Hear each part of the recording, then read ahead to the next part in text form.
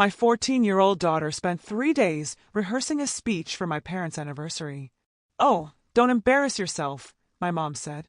My dad nodded. Then they handed the mic to my sister's son. I didn't shout.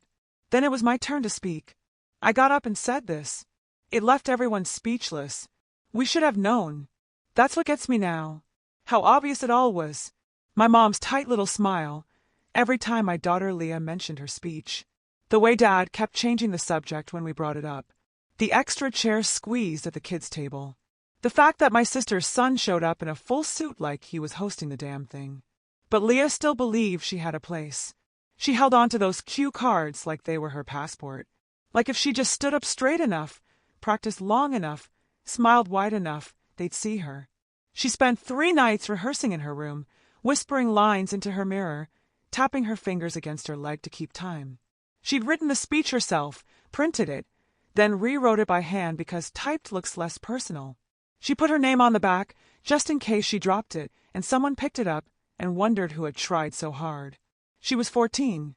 In that weird place between girl and almost woman, where you still think trying matters, where you think sincerity will win over tradition, that if you work hard enough, even the people who've always overlooked you might finally say, "Good job." I should have told her how this would go, but she was so proud of it, so excited, and I wanted it to go right for once.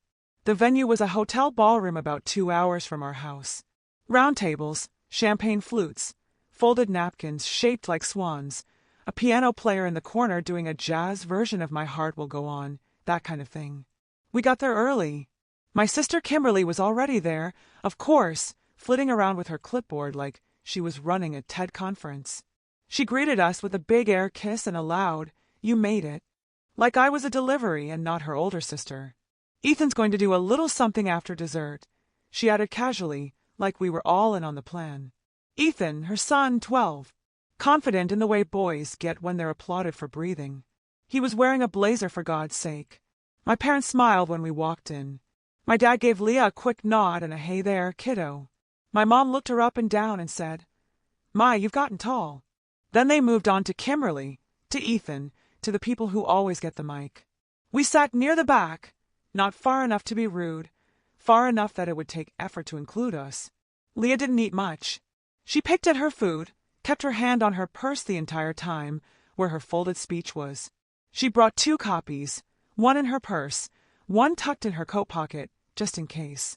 I kept watching her mouth the lines to herself, practicing under her breath, eyes on the front of the room like she was trying to memorize the distance. I squeezed her hand. "You're ready," I told her. Dessert came. Dry chocolate cake and tiny mints no one touched. Then the toast began. Aunt Cheryl went first. Told a story about my mom learning to drive in the 70s. Got a big laugh. Uncle Dave talked about how my dad once tried to fix a dishwasher with a butter knife. More laughter. Then Kimberly stood. Of course she did.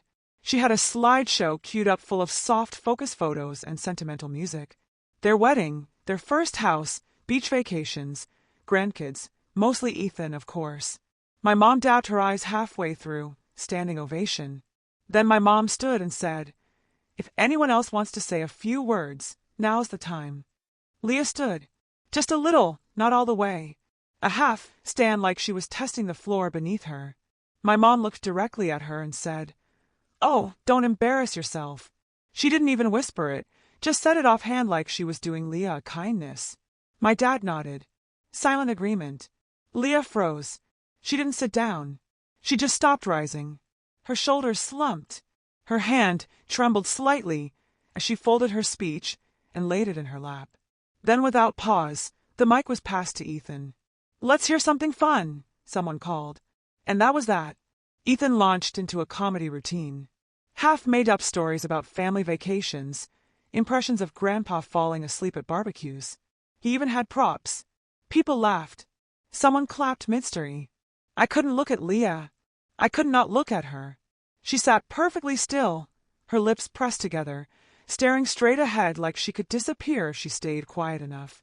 When Ethan finished, Kimberly hugged him like he'd just won a scholarship.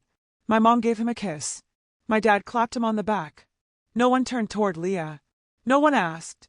She folded her speech again, slipped it into her purse like it was something shameful. And then the host said, "Now a few words from the eldest daughter." I stood. Leah didn't look at me. She didn't need to. My mom smiled faintly. My dad sipped his drink. I walked to the mic and I smiled back. The kind of smile you give right before you tip the first domino. I used to think there was nothing really wrong. Not with them. Not with me. Not with any of it. I used to think I was just the quiet one, the serious one, the one who took after Dad's side, the one who didn't need the spotlight. That's what they told me. That's what I told myself. Kimberly was the favorite. That part was never really in question. She was born loud and golden. Big laugh, bright voice, perfect comedic timing. By the time she was 5, I remember her singing an entire ABBA medley in front of my grandparents one Christmas, wearing a boa made from wrapping paper. Everyone clapped like she'd cured something. I didn't do performances, not because I didn't want to, but because every time I opened my mouth, it was like people flinched. I had this pause, a habit of over-explaining, circling back, hesitating mid-thought. I'd get stuck on a word and start again. My voice would dip at the end of sentences. Teachers said I was thoughtful. At home, I was told to just spit it out. No one ever said it was a problem, but they also never listened. Kimberly got solos at school concerts. I got asked to help with chairs. She was told to speak up. I was told to wrap it up. They said it kindly. That's what still gets me. Like it was all a joke or a helpful little nudge. Don't drag it out. Let someone else talk now. You're better at writing anyway. I wasn't diagnosed with anything. I wasn't sent to therapy. No one said I needed help. Just that I was a little hard to follow. A little awkward. A little too much work. So I shrank. I got quiet, learned how to sit and smile, and let Kimberly take the mic. I told myself I didn't want it anyway. And for years, I believed that until Leah. She was soft-spoken from the start. Big eyes, gentle voice, careful. But as she got older, we noticed it wasn't just shyness. She struggled to get words out. She'd start to speak and her mouth would move, but no sound would come. Or she'd repeat the first part of the sentence 2 or 3 times before she got through it. Sometimes she'd just give up mid-thought and look away. It wasn't subtle. It wasn't something she could hide. He had her tested. The diagnosis came when she was 6. Expressive language disorder with stuttering under stress. And suddenly I saw myself, but louder in the struggle, sharper in the pain. All the parts one had blurred or softened from my own childhood were now sitting across from me at the kitchen table, trying to explain what happened at recess, and getting stuck on the second word. She went to therapy, did her breathing exercises, practiced scripts. She worked so hard, and she got better, but never fast, never perfect. And my family, well, they handled it like they handle everything that makes them uncomfortable with polite dismissal. She's sweet, they'd say, but don't put her on the spot. Maybe let someone else go first. She just needs more time. They never said it was her fault. They just made sure she was never included. She didn't get parts in family skits, never asked to say grace at Thanksgiving. At reunions, while the cousins did impromptu karaoke or told stories, she'd sit in the corner and watch. And it hit me hard that they were treating her exactly the way they treated me. Only worse, because at least with me, they could pretend they didn't know. With her, they knew she had a diagnosis, a treatment plan, a name for what she was going through. And still, they shut her out, like it was easier, like silence made things more comfortable. And for a long time, I tried to tell myself it wasn't the same, that maybe I was just being sensitive, that they didn't mean harm, that it wasn't favoritism, it was just preference. Compatibility, that Kimberly's loudness made things easier, that I was imagining the way they never asked for my opinion or left me out of slideshows or gave me mugs that said things like, "World's okay, sister." But then I watched my daughter get cut off before she even stood up. Watched her hold her carefully written speech, the one she practiced for 3 nights, and get told, "Don't embarrass yourself." And it snapped something inside me, because for the first time I saw it without the filters I used to protect myself. They didn't just prefer Kimberly. They didn't just overlook me. They made a choice over and over again. A choice to center the loud one, the polished one, the easy one, and to keep the rest of us small. And now they were doing it to Leah. Only this time I wasn't a kid. This time I saw it in real time, and I was done pretending it was okay. You ever have a moment where your body moves before your brain catches up? That was me standing up when the host said a few words from the eldest daughter. Not because I had something prepared, not because I wanted to speak, but because I had to. I had to. Leah was still beside me, her purse closed, her hands folded in her lap like she was praying. She didn't look at me, but I could feel her tight, quiet, humiliated in that bone-deep way that sticks for years. I picked up my wine glass, not because I needed a drink, but because it gave me something to do with my hands while I walked up there. The mic stand wobbled. Someone cleared their throat. A fork clinked. Kimberly looked mildly bored. My mom adjusted her bracelet. I looked out at the room. All of them.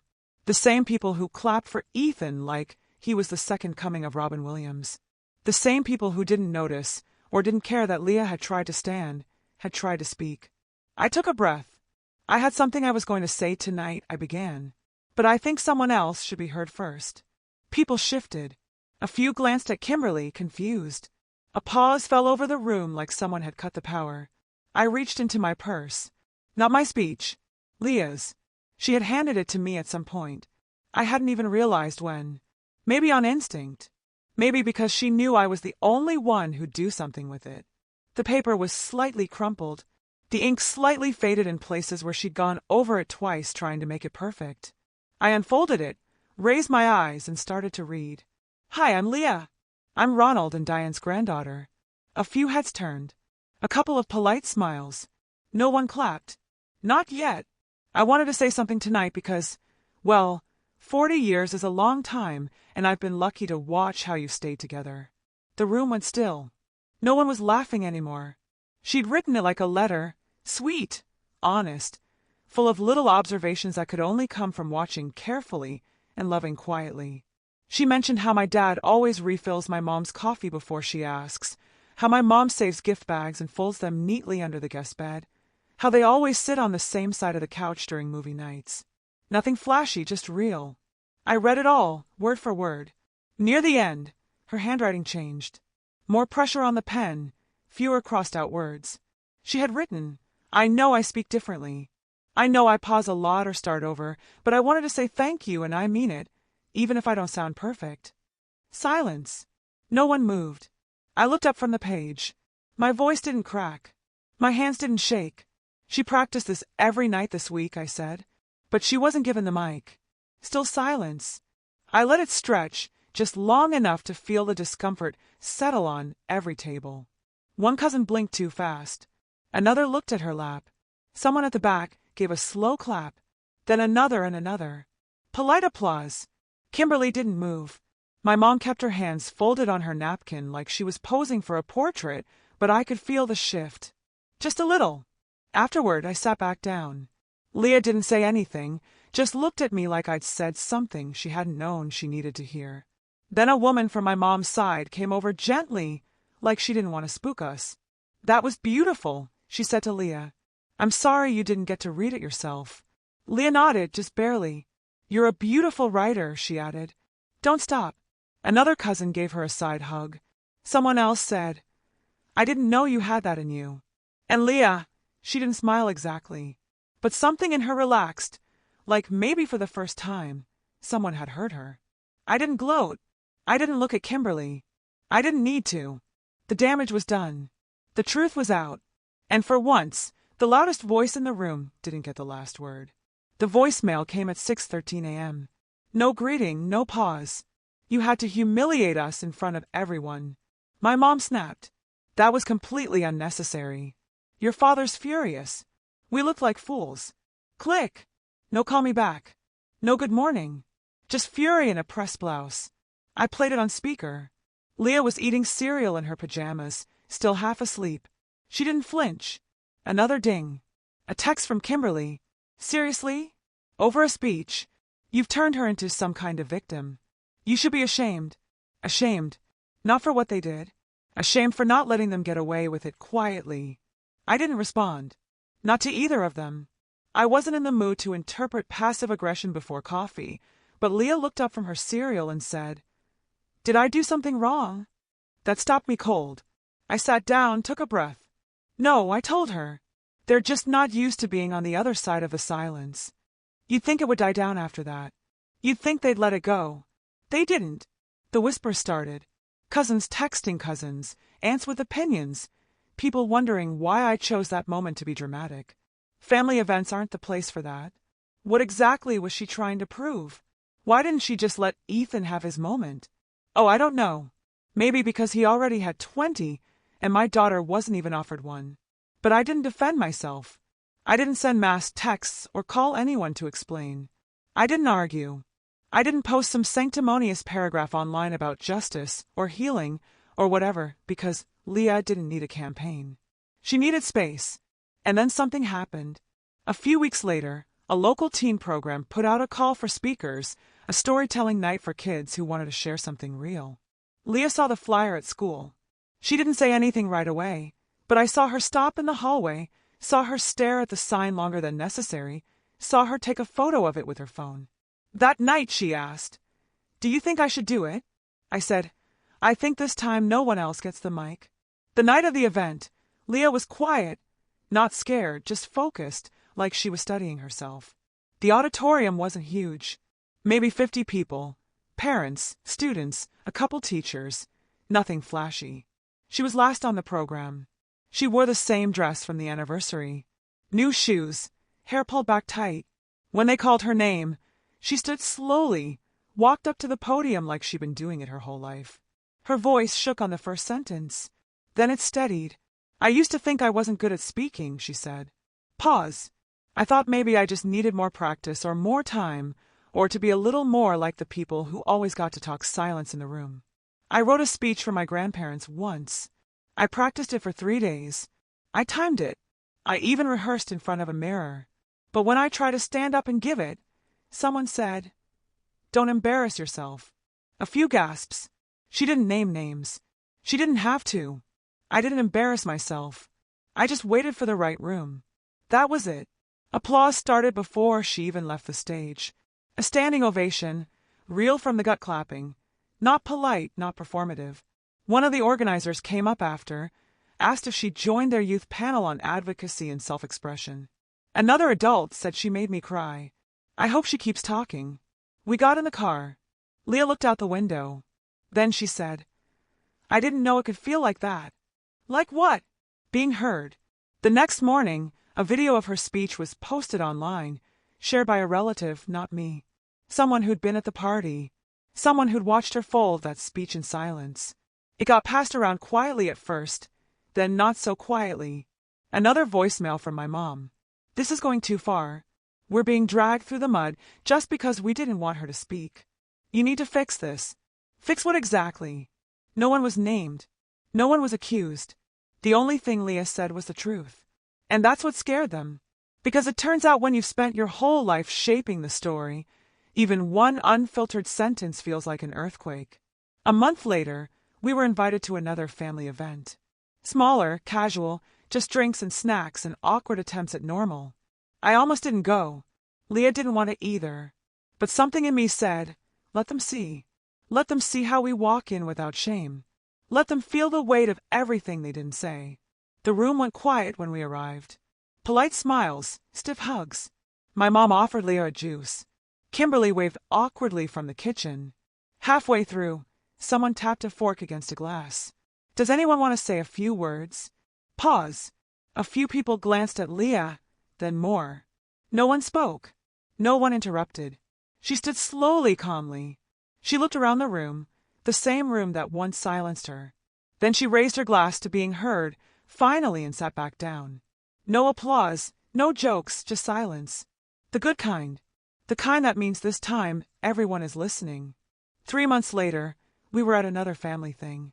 Backyard, plastic champagne flutes, folding chairs sinking into the grass. Everyone pretending nothing had happened. And then I heard it. She really blew us away with that speech.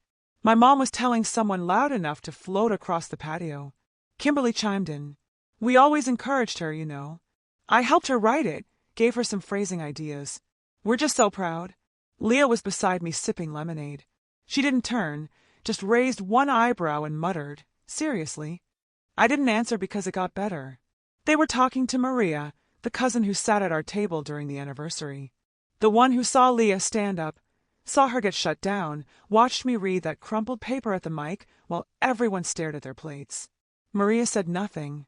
She just gave them a long, slow look. Not angry, not amused. Just the kind of look that says, I was there and you sound ridiculous. Kimberly faltered halfway through a sentence. My mom cleared her throat and changed the subject. Leah leaned closer and whispered, They actually think people believe that? I said, They're not talking to people. They're talking to their image. She nodded, still embarrassing. It was, but we didn't say anything. We didn't need to. Let them tell their version. Everyone who mattered already heard the truth.